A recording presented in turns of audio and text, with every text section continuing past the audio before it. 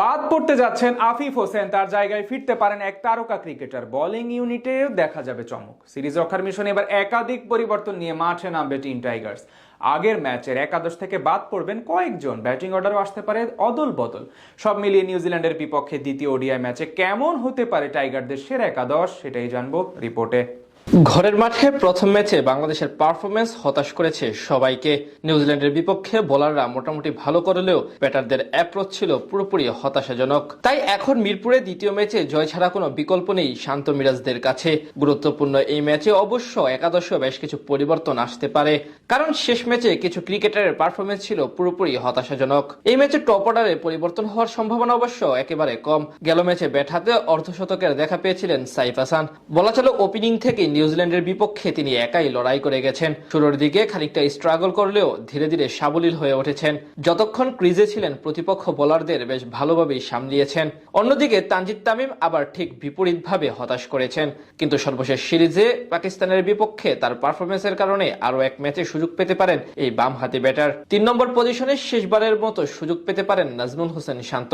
Captaincy ছাড়ার পর এখন অব্দি তেমন কোনো ভালো ইনিংস উপহার দিতে পারেননি তিনি। গেল ম্যাচে মেরেছেন গোল্ডেন ডাক। বলা চলে একেবারে কোণঠাসা পারফরমেন্স চোখে পড়েছে তার কাছ থেকে। তাই সিরিজ রক্ষার মিশনে মাঠে নামার আগে একটু বাড়তি চাপেই থাকবেন ওয়ানডে ফরম্যাটের এক্স ক্যাপ্টেন। 4 নম্বর পজিশনে স্বাভাবিকভাবে থাকবেন লিটন কুমার দাস। পাকিস্তানের বিপক্ষে সিরিজ থেকে এই নতুন জায়গায় ব্যাট করা শুরু করেছেন মিস্টার এলকেডি, যেখানে বলা চলে এখন পর্যন্ত আস্থার প্রতিদান বেশ ভালোভাবে দিয়েছেন তিনি। মিডল অর্ডারে আরেক আস্থার নাম তাওহিদ হৃদয়। নিউজিল্যান্ডের বিপক্ষে প্রথম ওডিআইতে শেষ দিকে একা হাতে লড়াই করেছিলেন বগুড়ার এই ক্রিকেটার। সঙ্গী না পাওয়ায় ম্যাচে জেতাতে পারেননি। তবে পরের ম্যাচেও তার উপর বাড়তি দায়িত্ব এবং নজর থাকবে সকলের। জাতীয় দলের হয়ে একদিনের ফরম্যাটে এখন অব্দি 43 ইনিংসে ব্যাট করে 1396 রান করেছেন, প্রায় 35.79 গড়ে। 12টি অর্ধশতকের বিপরীতে একটি সেঞ্চুরিও আছে তার নামের পাশে। দ্বিতীয় ম্যাচে বাদ পড়তে পারেন আফিফ হোসেন ধ্রুব। সিরিজের উদ্বোধনী ওয়ানডেতে 6 নম্বরে নেমে একেবারে হতাশ করেছেন তিনি। 49 বলে 27 রানের ইনিংস খেলে দলকে প্রত্যক্ষভাবে হারাতে ভূমিকা রেখেছেন। এছাড়া শেষ 4 ম্যাচে একাদশ সুযোগ পেয়েও তেমন ভাবে কাজে লাগাতে পারেননি এই বাম হাতি ক্রিকেটার। তার জায়গায় ফিরতে পারেন মাহিদুল ইসলাম অঙ্কন।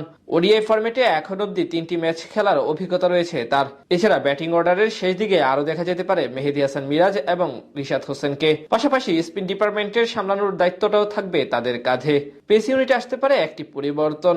আগের ম্যাচে ইনজুরির কারণে খেলতে পারেননি মুস্তাফিজুর রহমান, তবে সিরিজ বাঁচানোর মিশনে ফিরতে পারেন তিনি। সেক্ষেত্রে বাদ পড়তে পারেন নাহিদ রানা অথবা তাসকিন আহমেদের মধ্যে দুজনের একজন, কারণ ফিজের পরিবর্তে প্রায় 17 মাস পর ওয়ানডে একাদশে ফিরে দারুণ বোলিং করেন শরীফুল ইসলাম, যার কারণে টিকে যেতে পারেন এই ক্রিকেটার। সব মিলে বলা চলে একাধিক পরিবর্তন সহকারে বেশ ব্যালেন্স একাদশ নিয়েই লড়াইয়ে নামবে টিম টাইগার্স।